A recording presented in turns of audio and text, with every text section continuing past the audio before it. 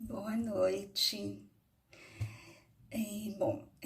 Para quem não me conhece ainda, meu nome é Denise, eu sou medianeira dessa casa de caridade há um tempo já, e hoje eu tô aqui para a gente conversar um pouquinho, né, um trechinho do Evangelho que eu gostaria de estar colocando para vocês, tá? Então, vamos começar com a nossa prece e depois aí a gente passa para a nossa conversa do Evangelho, tá bom? Então, vamos lá. Vamos aproveitar esse momento, o momento do Evangelho, né? Que é sempre bom a gente fazer quando a gente está se sentindo assim mais calmo no momento do dia que a gente precisa se acalmar, que a gente gostaria de nos elevar ou oferecer esse evangelho a algum ente que já partiu, alguma pessoa que está necessitada. Se alguém tiver, então, alguém para oferecer o evangelho, aproveita esse momento que nós estamos conversando agora para fazer isso, né? Então vamos com as nossas orações. Pai nosso que estás nos céus, santificado seja o teu nome. Venha a nós o vosso reino. Seja feita a tua vontade, meu Pai, assim na terra como nos céus. O pão nosso de cada dia nos dai hoje. Perdoai as nossas ofensas, assim como nós perdoamos a quem nos tem ofendido. E não nos deixeis cair em tentações, mas livrai-nos de todo o mal, pois teu é o reino, o poder e a glória para todo sempre. Que assim seja, graças a Deus. Então vamos lá.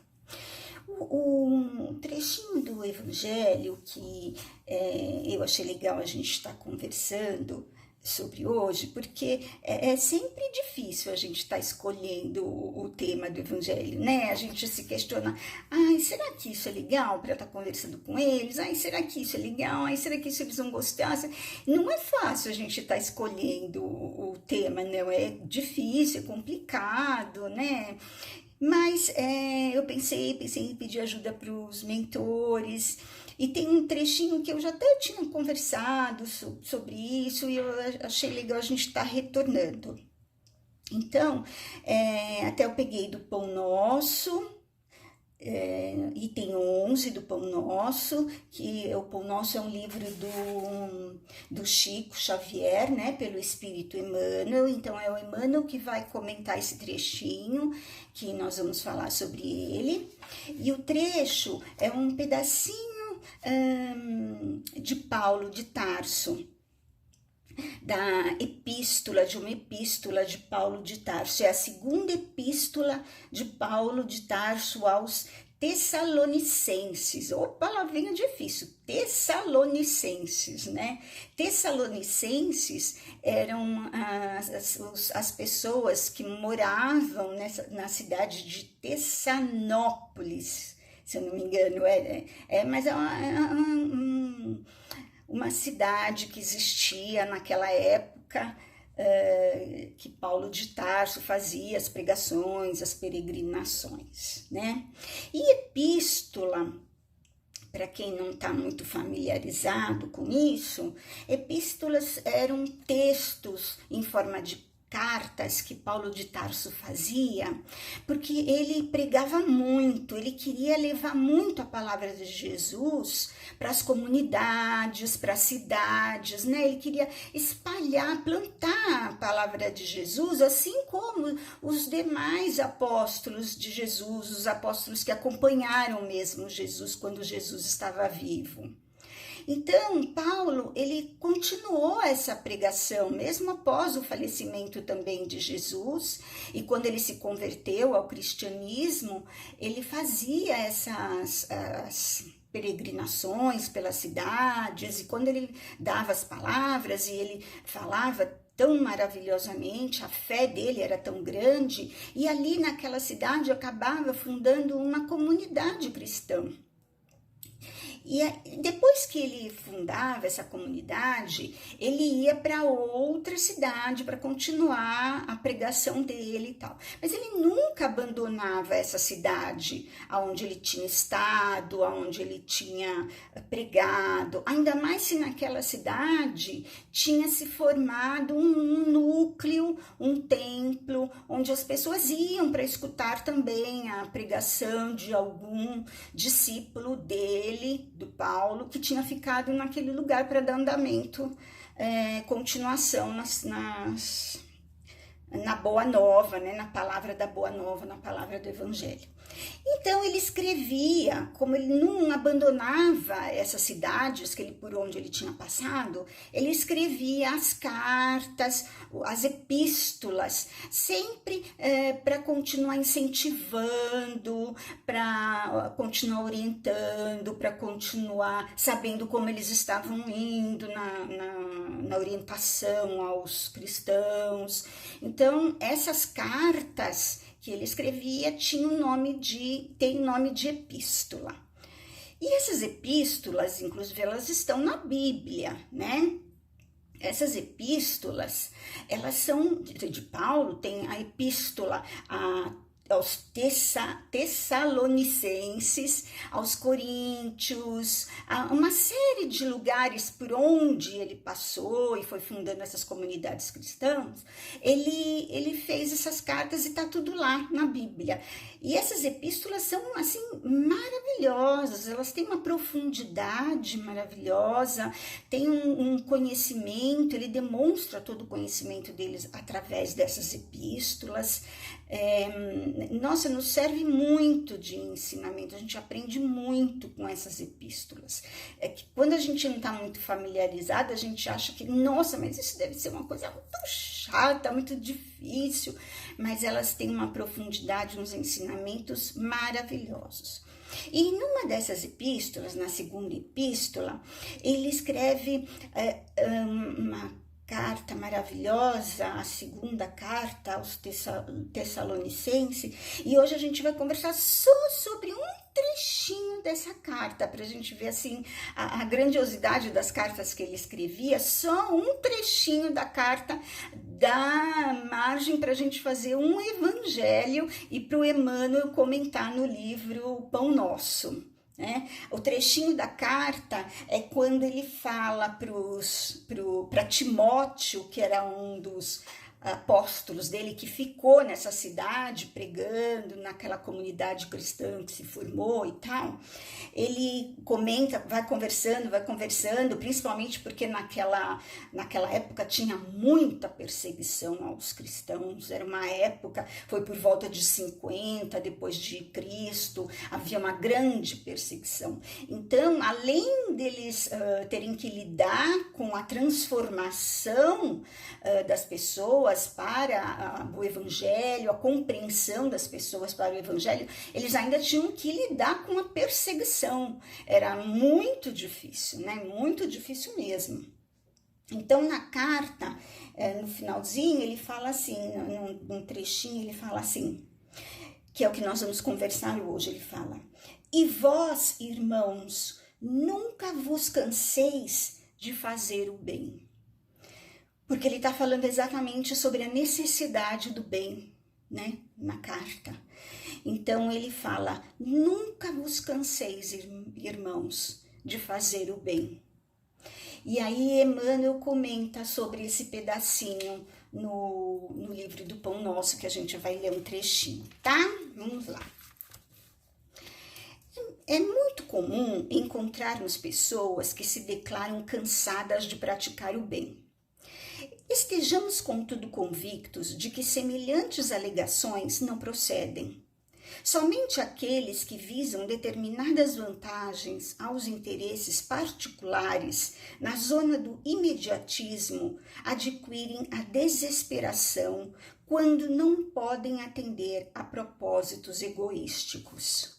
É indispensável muita prudência quando essa ou aquela circunstância nos induz a refletir nos males que nos assaltam, depois do bem que julgamos haver praticado. O aprendiz sincero não ignora que Jesus exerce o ministério de amor sem exaurir-se desde o princípio da organização planetária. E jamais se esgotou a paciência do Cristo, que nos corrige amando, tolerando, edificando e abrindo-nos misericordiosos braços para a atividade renovadora. Se ele nos tem suportado e esperado através de tantos séculos, por que não poderemos experimentar de ânimo firme algumas pequenas decepções? Se nos entediarmos na prática do bem, ainda não nos foi possível, é porque ainda não nos foi possível a imersão do mal de nós mesmos.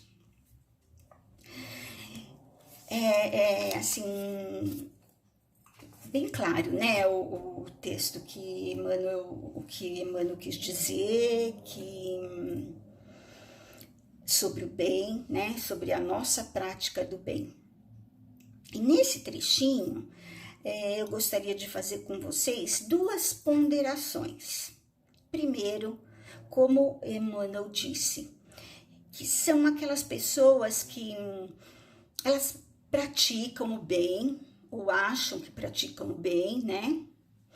Mas quando acontece alguma coisa, quando elas enfrentam algumas dificuldades, quando elas enfrentam doenças, quando elas enfrentam problemas financeiros, quando elas encontram problemas no seio familiar, elas se desesperam, se revoltam e logo vão cobrar de Deus. Como elas podem estar passando por aquelas dificuldades, sendo que elas são pessoas boas, sendo que elas são pessoas que praticam o bem? Como Deus pode mandar aquelas dificuldades para elas, se Ele é uma pessoa do bem?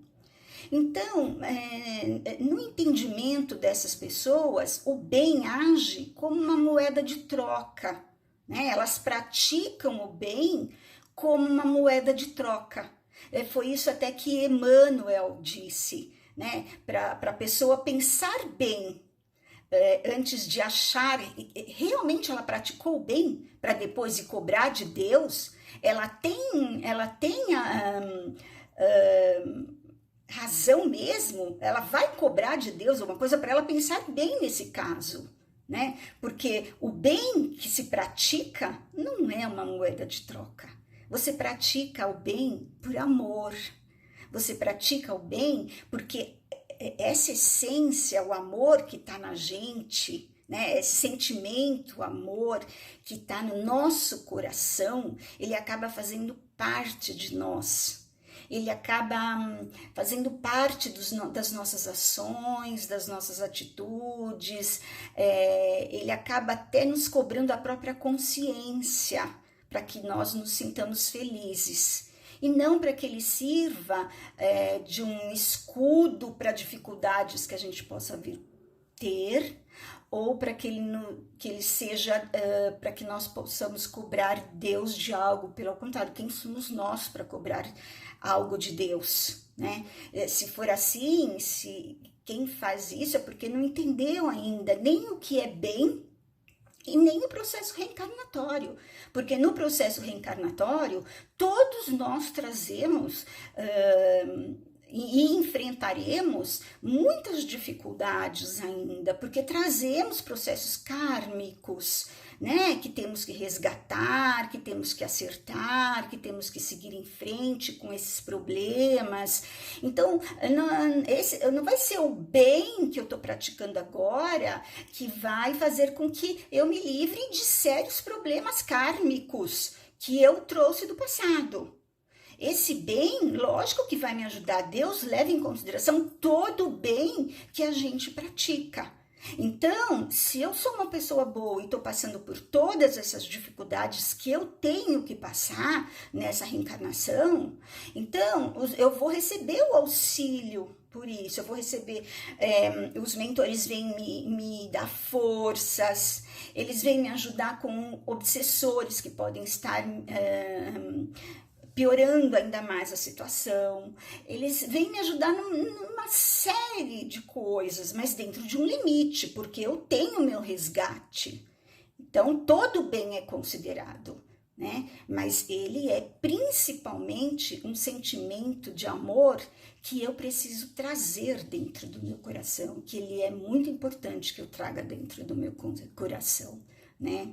E a outra consideração também que a gente tem para fazer é que são as pessoas que muitas vezes elas acabam ficando cansadas mesmo quando elas ajudam muito uma pessoa, quando elas ajudam muito um grupo de pessoas, quando elas ajudam e parece que a coisa não sai dali, não vai, não anda, não, sabe? Aquela pessoa que ela quer tanto ajudar, que ela ajuda tanto, aquela pessoa não faz por melhorar, aquela pessoa, aquele grupo de pessoas também parece que não está muito interessado em melhorar. Então tem certas situações que nos causam uma frustração nessa ajuda que a gente dá. Então isso também é importante, que a gente seja persistente no bem, porque vai ter muitas situações que vão lutar contra o bem, muitas situações, muita coisa vai lutar contra o bem, principalmente para fazer com que a gente desista dessa prática do bem para certas pessoas, desista, tenha desânimo, falar, não adianta nada mesmo, não adianta ajudar, não adianta fazer isso, não. O bem, ele é construído tijolinho por tijolinho, passo a passo. Uma coisa pequenininha, uma coisa pequenininha, uma coisa pequenininha, ele vai se unindo e ele vai crescendo, ele vai crescendo. Hoje parece que não é nada, né?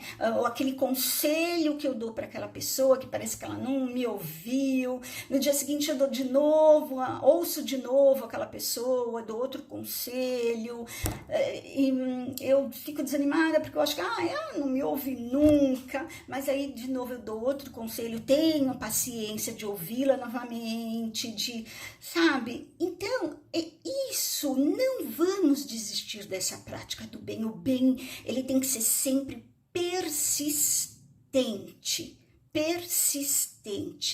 e ele vai vencer, porque ele é manifestação também de Deus, ele é manifestação também divina através de nós, desse poder maravilhoso do bem. Ele é maior e ele vai vencer.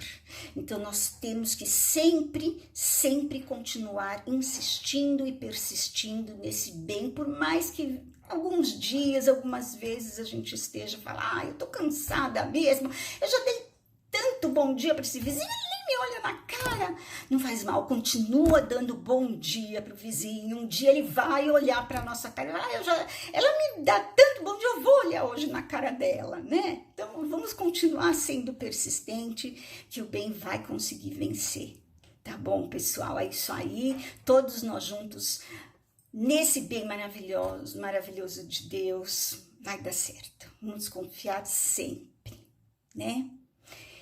Então tá, eu vou encerrando com as nossas vibrações, porque eu já falei muito, como sempre. Então vamos encerrar com as nossas vibrações, oferecendo esse evangelho do bem, do amor, de luz, da manifestação de Deus através do amor e através de nós. Por menor que nós sejamos ainda, né? Vamos oferecer ao nosso planeta, ao nosso Brasil, esse Brasil que precisa tanto de luz. Oferecer a todas as crianças, aos jovens, aos doentes, aos desempregados, meu Pai. Que esses desempregados encontrem o caminho de luz, que os levem até o pão de cada dia, até uma porta que possa ajudá-los.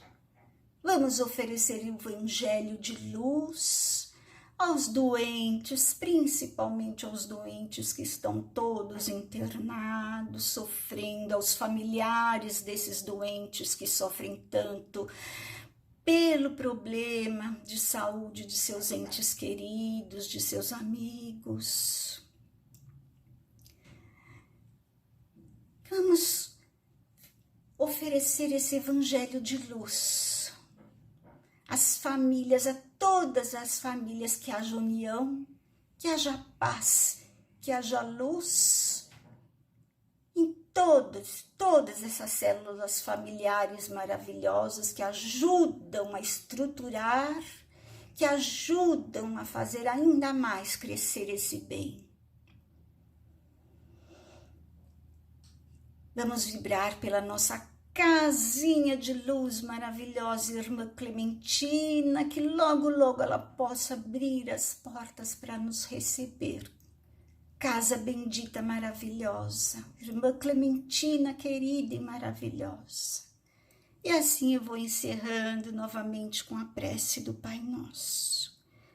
Pai nosso que estais nos céus, santificado seja o vosso nome. Venha a nós ao vosso reino. Seja feita a tua vontade, assim na terra como no céu. O pão nosso de cada dia nos dai hoje. Perdoai as nossas ofensas, assim como nós perdoamos a quem nos tem ofendido. E não nos deixeis cair em tentações, e nos livrai-nos de todo o mal, meu Pai. Pois teu é o reino, o poder e a glória para todo sempre. Graças a Deus. Gente, muito obrigada por me ouvir, viu? Fiquem com Deus. Boa semana para todos.